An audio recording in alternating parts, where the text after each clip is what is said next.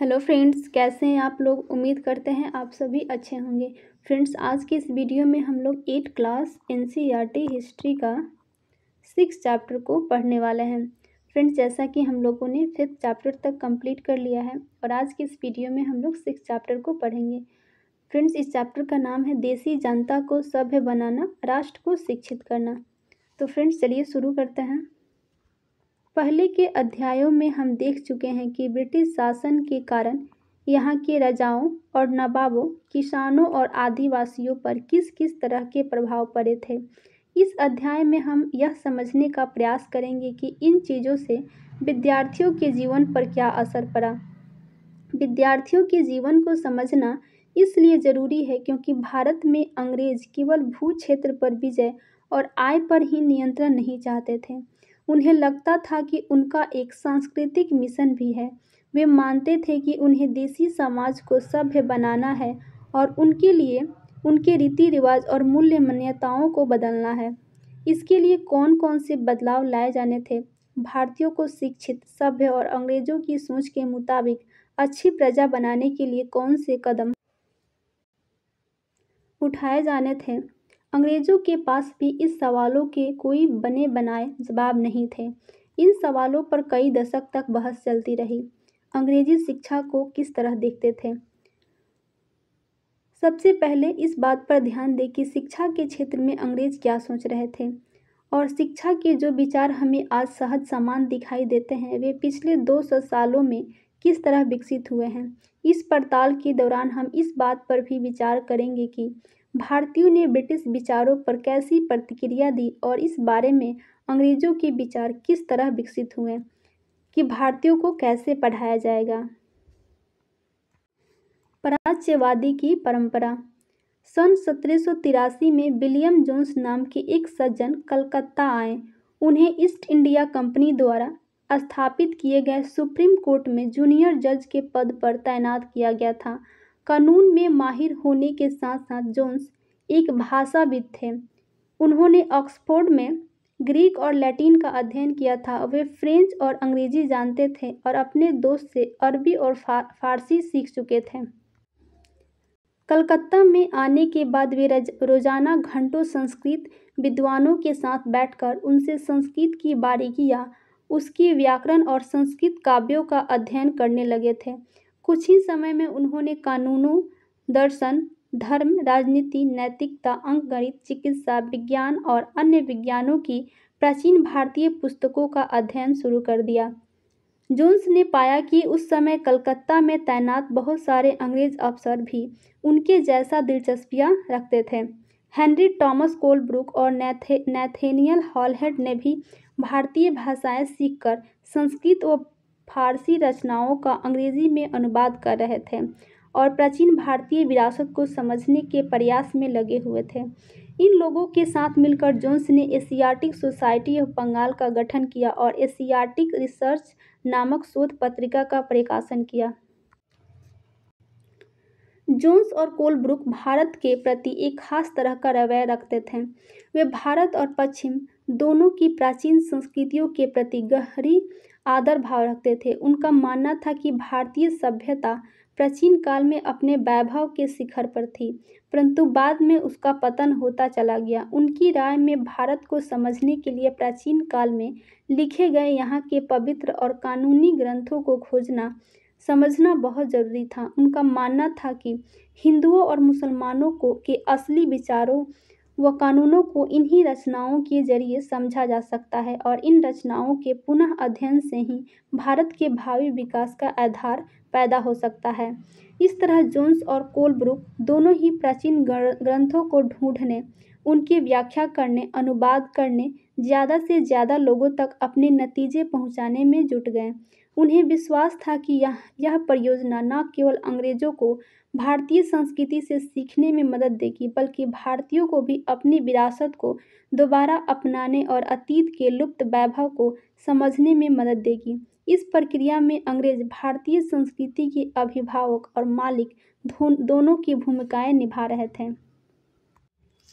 इन प्रयासों और विचारों से प्रभावित होकर कंपनी के बहुत सारे अधिकारियों ने दलील दी कि अंग्रेजों को पश्चिमी ज्ञान की बजाय भारतीय ज्ञान को ही प्रोत्साहन देना चाहिए। वे चाहते थे कि प्राचीन भारतीय ग्रंथों के अध्ययन को प्रोत्साहित करने और संस्कृत व फारसी साहित्य व काव्य पढ़ाने के लिए संस्थानों की स्थापना की जाए।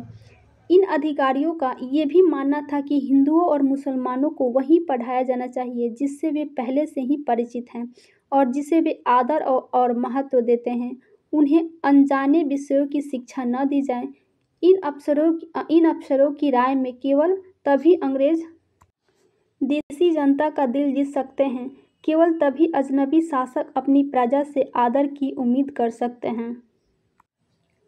इस बात को ध्यान में रखते हुए 1781 में अरबी, फारसी, इस्लामिक कानून के अध्ययन को बढ़ावा देने के लिए कलकत्ता में एक मदरसा खोला गया।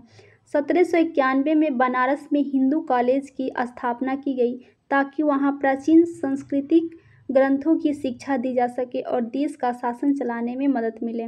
परंतु कंपनी के सभी अफसर इन विचारों से सहमत नहीं थे। इनमें से बहुत सारे प्राच्यवादियों के कटु आलोचक भी थे। पूरब की जघन्य गलतियाँ। 19वीं सदी के शुरुआत से ही बहुत सारे अंग्रेज अफसर शिक्षा के प्राच्यवादी दृष्टिकोण की आलोचना करने लगे थे। उनका कहना था कि पूर्वी समाजों का ज्ञान त्रुटियों से भरा हुआ है और अवैज्ञानिक है। उनके मुताबिक पूर्वी साहित्य अगंभीर और सतही था। इसलिए उन्होंने दलील दी कि अंग्रेजों को अरबी और संस्कृत भाषा व साहित्य के अध्ययन को बढ़ावा देने पर इतना पैसा खर्चा नहीं करना चाहिए। प्राच्यवादियों पर हमला करने वालों में जेम्स मिल प्रमुख थे। उनका विश्वास था कि अंग्रेजों को देसी जनता को खुश करने और उसका दिल जीतने के लिए जनता की इच्छा के हिसाब से या उनकी भावनाओं को ध्यान में रखते हुए शिक्षा नहीं देना चाहिए। उनकी राय में शिक्षा के जरिए उपयोगी और व्यवहारिक चीज़ों का ज्ञान दिया जाना चाहिए। इसलिए भारतीयों को पूर्वी समाजों के काव्यों के और धार्मिक साहित्यों के बजाय ये पढ़ाना चाहिए कि पश्चिम ने किस तरह की वैज्ञानिक और तकनीकी सफलताएं हासिल की है।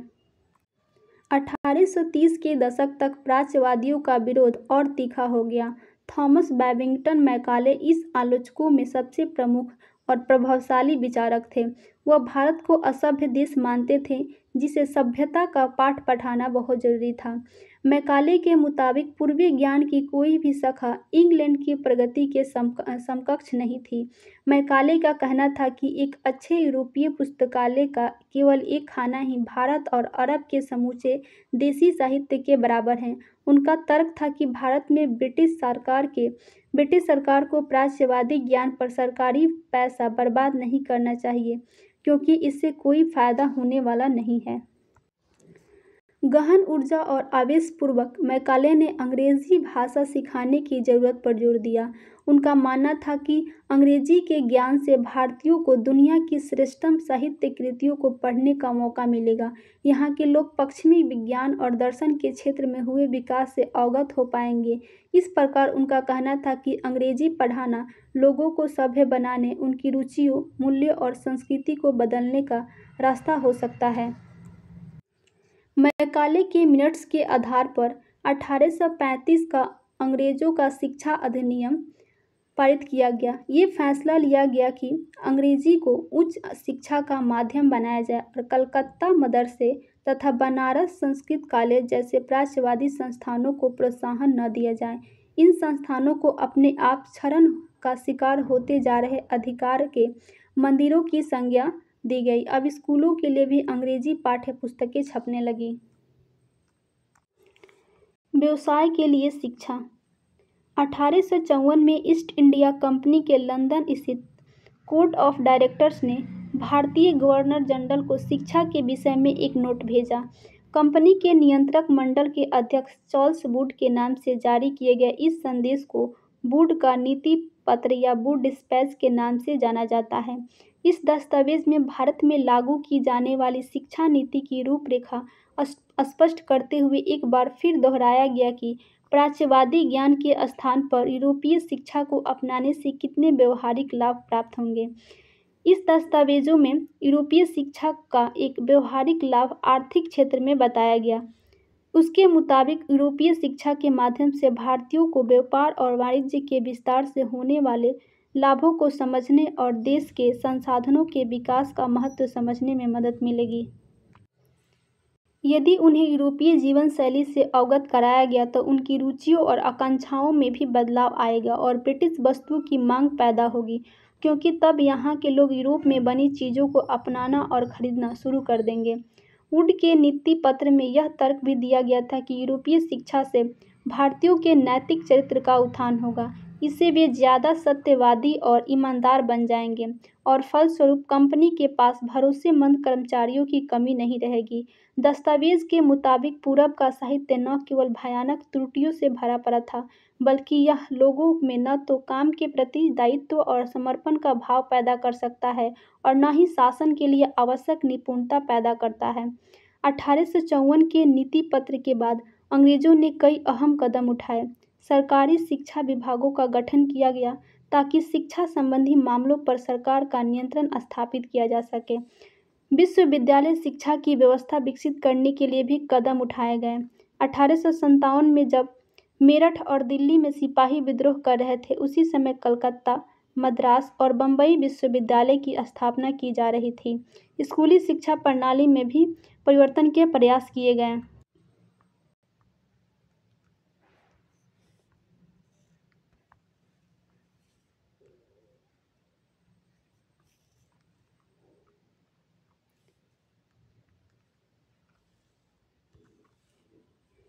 नैतिक शिक्षा की मांग। 19वीं सदी में भारत में सक्रिय ईसाई प्रचारकों ने व्यवहारिक शिक्षा के पक्ष में दिए जा रहे तर्कों का घोर विरोध किया। प्रचारकों का मानना था कि शिक्षा का उद्देश्य लोगों के नैतिक चरित्र में सुधार लाना होता है और नैतिकता उत्थान केवल ईसाई शिक्षा के जरिए ही संभव है। 1813 तक ईस्ट इंडिया कंपनी भारत में प्रचारक गतिविधियों के विरुद्ध थी।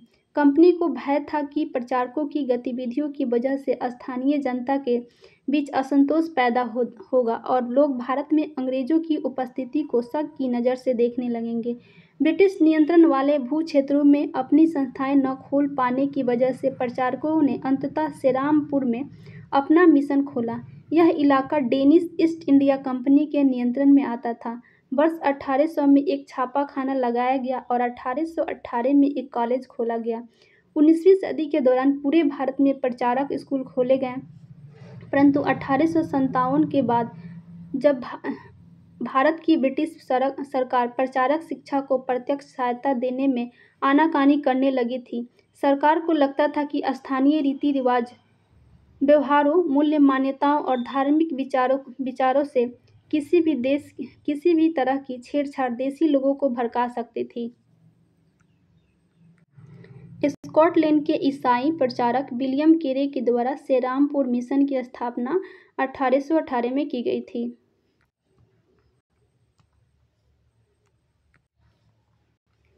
विलियम एडम की रिपोर्ट। 1830 के दशक में स्कॉटलैंड से आए ईसाई प्रचारक विलियम एडम ने बंगाल और बिहार के जिलों का दौरा किया। कंपनी ने उन्हें देसी स्कूलों में शिक्षा की प्रगति पर रिपोर्ट तैयार करने का जिम्मा सौंपा था।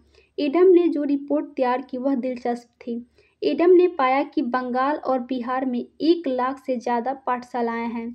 ये बहुत छोटे छोटे केंद्र थे और जिनमें आमतौर पर 20 से ज़्यादा विद्यार्थी नहीं होते थे। फिर भी इन पाठशालाओं में पढ़ने वाले बच्चों की कुल संख्या काफ़ी बड़ी, यानी 20 लाख से ज़्यादा थी। ये पाठशालाएं संपन्न लोगों या स्थानीय समुदायों द्वारा चलाई जा रही थी। कई पाठशालाएं स्वयं गुरु द्वारा ही प्रारंभ की गई थी। शिक्षा का तरीका काफ़ी लचीला था। आज आप जिन चीज़ों की स्कूलों में उम्मीद करते हैं, उनमें से कुछ चीज़ें उस समय की पाठशालाओं में भी मौजूद थी। बच्चों की फीस निश्चित नहीं थी, छपी हुई किताबें नहीं थी, पाठशाला की इमारत अलग से नहीं बनाई जाती थी, बेंच और कुर्सी नहीं थी, ब्लैक बोर्ड नहीं होते थे, अलग से कक्षाएं लेने, बच्चों की हाजिरी लेने का कोई इंतजाम नहीं होता था, सालाना इम्तिहान और नियमित समय सारणी जैसी कोई व्यवस्था नहीं थी। कुछ पाठशालाएं बरगद की छांव में ही चलती थी, तो कोई गांव की किसी दुकान या मंदिर के कोने में या गुरु के घर पर ही बच्चों को पढ़ाया जाता था। बच्चों की फीस उनके माँ बाप की आमदनी से तय होती थी। अमीरों से ज़्यादा और गरीबों से कम फीस देनी पड़ती थी। शिक्षा मौखिक होती थी और क्या पढ़ाना है यह बात विद्यार्थियों की ज़रूरतों को देखते हुए गुरु ही तय करते थे। विद्यार्थियों को अलग कक्षाओं में नहीं बिठाया जाता था, सभी एक जगह एक साथ बैठते थे। अलग अलग स्तर के विद्यार्थियों के साथ गुरु अलग तरह से बात कर लेते थे। एडम ने पाया कि यह लचीली प्रणाली स्थानीय आवश्यकताओं के अनुकूल है। उदाहरण के लिए फसलों की कटाई के समय कक्षाएं बंद हो जाती थी क्योंकि उस समय गांव के बच्चे प्राय खेतों में काम करने चले जाते थे। कटाई और अनाज निकल जाने के बाद पाठशाला दोबारा शुरू हो जाती थी। इसका परिणाम यह था कि साधारण काश्तकार के बच्चे भी पढ़ाई कर सकते थे। नए नियम और नए दिनचर्या। 19वीं शताब्दी के मध्य तक कंपनी का ध्यान मुख्य रूप से उच्च शिक्षा पर था, इसलिए कंपनी ने स्थानीय पाठशालाओं के कामकाज में कभी ज़्यादा दखल नहीं दिया। 1854 के बाद कंपनी ने देशी शिक्षा व्यवस्था में सुधार लाने का फैसला लिया। कंपनी का मानना था कि इसके लिए मौजूदा व्यवस्था के भीतर ही बदलाव किए जा सकते हैं। कंपनी नई दिनचर्या, नए नियमों और नए नियमित परीक्षणों के जरिए पाठशालाओं को और व्यवस्थित करना चाहती थी। इसके लिए क्या किया जा सकता था? कंपनी ने क्या कदम उठाए? सबसे पहले तो कंपनी ने बहुत सारे पंडितों को सरकारी नौकरी पर रख लिया। इनमें से प्रत्येक पंडित को 4 से 5 स्कूलों को देखरेख का जिम्मा सौंपा जाता था। पंडितों का काम पाठशालाओं का दौरा करना और वहां अध्यापन की स्थितियों में सुधार लाना था। प्रत्येक गुरु को निर्देश दिया गया कि वे समय समय पर अपने स्कूल के बारे में रिपोर्ट भेजें और कक्षाओं को नियमित समय सारणी के अनुसार पढ़ाएं। अब अध्यापन पुस्तकों पर आधारित हो गया और विद्यार्थियों को प्रगति को मापने के लिए वार्षिक परीक्षाओं की रूपरेखा तैयार की जाने लगी। विद्यार्थियों से कहा गया कि वे नियमित रूप से शुल्क दें, नियमित रूप से कक्षा में आएं, तय सीट पर बैठें और अनुशासन के नियमों का पालन करें।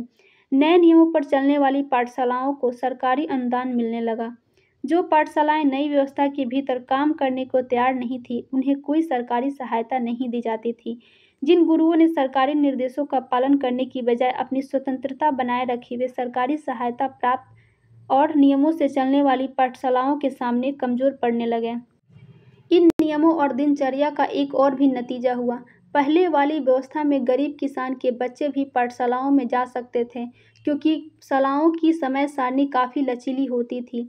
नई व्यवस्था के अनुशासन की मांग थी कि बच्चे नियमित रूप से स्कूल आएं। अब कटाई के मौसम में भी बच्चों को स्कूल में आना जरूरी था, जबकि उस समय गरीब घर के बच्चे खेती में काम करने जाया करते थे। अगर कोई बच्चा स्कूल नहीं जा पाता था तो इसे अनुशासनहीनता माना जाता था, यानी बच्चा पढ़ना लिखना ही नहीं चाहता था। राष्ट्रीय शिक्षा की कार्यसूची। केवल अंग्रेज अफसर ही भारत में शिक्षा के बारे में नहीं सोच रहे थे। 19वीं सदी के शुरुआत से ही भारत के विभिन्न भागों के बहुत सारे विचारक शिक्षा के व्यापक प्रसार को जरूरत पर जोर देने लगे थे। यूरोप में आ रहे बदलावों से प्रभावित कुछ भारतीयों का मानना था कि पश्चिमी शिक्षा भारत का आधुनिकीकरण कर सकती है। उन्होंने अंग्रेजों से आह्वान किया कि वे नए स्कूल, कॉलेज और विश्वविद्यालय खोले तथा शिक्षा पर ज़्यादा पैसा खर्च करें। इस दिशा में कुछ प्रयासों के बारे में आप अध्याय 8 में पढ़ेंगे, परंतु बहुत सारे भारतीय पश्चिमी शिक्षा के विरुद्ध थे। महात्मा गांधी और रविन्द्रनाथ टैगोर इसी तरह के लोग थे। अंग्रेजी शिक्षा ने हमें गुलाम बना दिया है। महात्मा गांधी का कहना था कि औपनिवेशिक शिक्षा ने भारतीयों के मस्तिष्क में हीनता के बोध पैदा कर दिया है। इसके प्रभाव में आकर यहाँ के लोग पश्चिमी सभ्यता को श्रेष्ठकर मानने लगे हैं और अपनी संस्कृति के प्रति उनका गौरव भाव नष्ट हो गया है।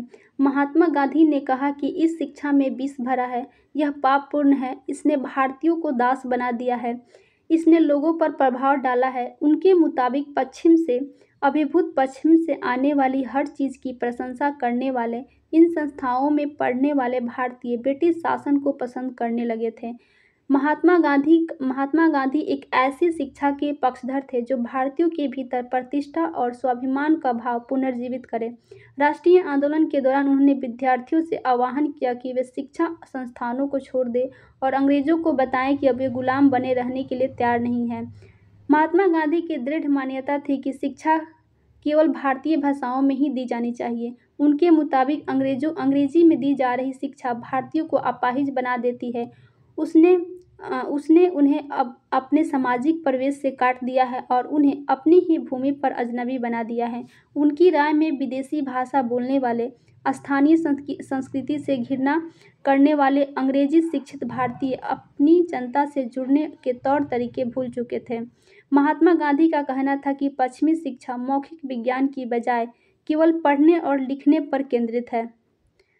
उनमें पाठ्य पुस्तकों पर तो जोर दिया जाता है, लेकिन जीवन अनुभव और व्यवहारिक ज्ञान की उपेक्षा की जाती है। गांधी का तर्क था कि शिक्षा से व्यक्ति का दिमाग और आत्मा विकसित होनी चाहिए। उनकी राय में केवल साक्षरता यानी पढ़ने और लिखने की क्षमता पा लेना ही शिक्षा नहीं होती है। इसके लिए तो लोगों के हाथ से काम करना पड़ता है, हुनर सीखने पड़ते हैं और यह जानना पड़ता है कि विभिन्न चीज़ें किस तरह काम करती हैं। इससे उनका मस्तिष्क और समझने की क्षमता दोनों विकसित होंगे। साक्षरता ही शिक्षा नहीं है। महात्मा गांधी ने लिखा था कि शिक्षा से मेरा मतलब इस बात से है कि बालक और मनुष्य के देह और मस्तिष्क और भावना के श्रेष्ठ तत्वों को सामने लाया जाए। साक्षरता ना तो शिक्षा का अंत है और ना ही उसकी शुरुआत। यह तो केवल एक साधन है जिसके जरिए पुरुषों और महिलाओं को शिक्षा दी जा सकती है। साक्षरता अपने आप में शिक्षा नहीं होती है। लिहाजा मैं बच्चों को शिक्षित करते हुए सबसे पहले उन्हें कोई उपयोगी हस्त कौशल सिखाऊंगा।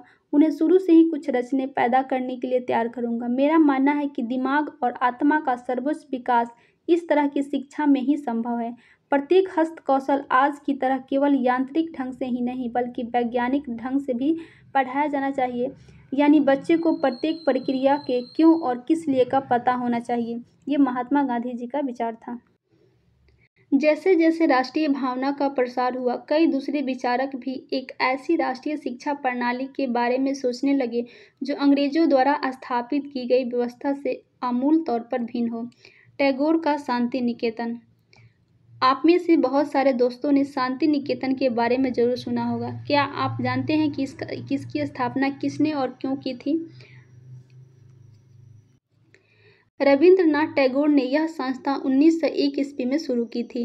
टैगोर जब बच्चे थे तो स्कूल जाने से बहुत चिढ़ते थे। वहाँ उनका दम घुटता था। उन्हें स्कूल का माहौल दमनकारी लगता था। टैगोर को ऐसा लगता था मानो स्कूल नहीं कोई जेल हो, क्योंकि वहाँ पर बच्चे मनचाहा कभी नहीं कर पाते थे। जब दूसरे बच्चे शिक्षक को सुन रहे होते थे, टैगोर का दिमाग कहीं और भटक रहा होता था। कलकत्ता के अपने स्कूल जीवन के अनुभवों ने शिक्षा के बारे में टैगोर के विचारों को काफ़ी प्रभावित किया। जब वे बड़े हुए तो उन्होंने एक ऐसा स्कूल खोलने के बारे में सोचा जहाँ बच्चे खुश रह सकें, जहाँ पर वे मुक्त और रचनाशील हो, जहाँ पे वे अपने विचारों और आकांक्षाओं को समझ सकें। टैगोर को लगता था कि बचपन का समय अपने आप सीखने का समय होना चाहिए। वह अंग्रेजों द्वारा स्थापित की गई शिक्षा व्यवस्था के कड़े और बंधनकारी अनुशासन से मुक्त होना चाहिए। शिक्षक कल्पनाशील हो, बच्चों को समझते हो और उनके अंदर उत्सुकता, जानने की चाह विकसित करने में मदद दे। टैगोर के मुताबिक वर्तमान स्कूल बच्चे की रचनाशीलता चकित होने के उनके स्वाभाविक गुण को मार देते हैं। टैगोर को मानना था कि सृजनात्मक शिक्षा को केवल प्राकृतिक परिवेश में ही प्रोत्साहित किया जा सकता है। इसलिए उन्होंने कलकत्ता में 100 किलोमीटर दूर एक ग्रामीण परिवेश में अपना स्कूल खोलने का फैसला लिया। उन्हें यह जगह निर्मल शांति से भरा शांति निकेतन दिखाई दी, जहाँ प्रकृति के साथ जीते हुए बच्चे अपने स्वाभाविक सृजनात्मक मेधा को और विकसित कर सकते थे। बहुत सारे मामले में टैगोर और महात्मा गांधी शिक्षा के बारे में कमोबेश एक जैसे राय रखते थे, लेकिन दोनों के बीच फर्क भी थे। गांधी जी पश्चिमी सभ्यता और मशीनों व प्रौद्योगिकी की उपासना के कट्टर आलोचक थे।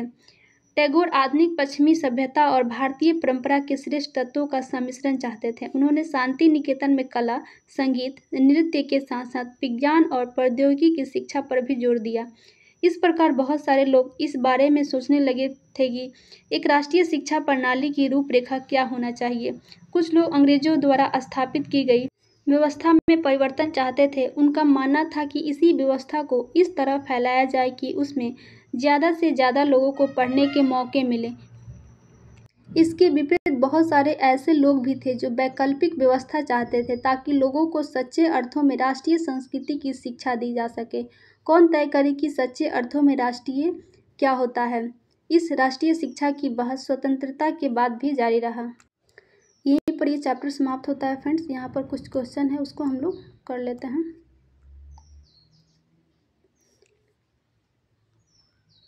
विलियम जोन्स, तो फ्रेंड्स विलियम जोन्स जो है प्राचीन संस्कृतियों का सम्मान, इसका आंसर हो जाएगा रविन्द्रनाथ टैगोर, इन्हें गुरु कहा जाता था। टॉमस मैकाले अंग्रेजी शिक्षा को ये प्रोत्साहन देने वाले थे। महात्मा गांधी अंग्रेजी शिक्षा के कट्टर विरोधी थे। पाठशालाएं प्राकृतिक परिवेश में शिक्षा। नेक्स्ट सेकेंड नंबर क्वेश्चन है फ्रेंड्स, इसको सही और गलत बताना है, इनमें से कौन सही है और कौन गलत। जेम्स मिल प्राच्यवादियों के घोर आलोचक थे, तो ये इसका सही हो जाएगा, ये सही है। 1854 के शिक्षा संबंधी डिस्पैच में इस बात पर जोर दिया गया था कि भारत में उच्च शिक्षा का माध्यम अंग्रेजी होना चाहिए, सही है फ्रेंड्स ये भी। महात्मा गांधी मानते थे कि साक्षरता बढ़ाना ही शिक्षा का सबसे महत्वपूर्ण उद्देश्य है, ये गलत है। नेक्स्ट फ्रेंड्स, रविन्द्रनाथ टैगोर को लगता था कि बच्चों पर सख्त अनुशासन होना चाहिए, ये भी गलत है। तो फ्रेंड्स आज हम लोगों ने 8th क्लास NCERT हिस्ट्री का 6th चैप्टर को भी कंप्लीट कर लिया।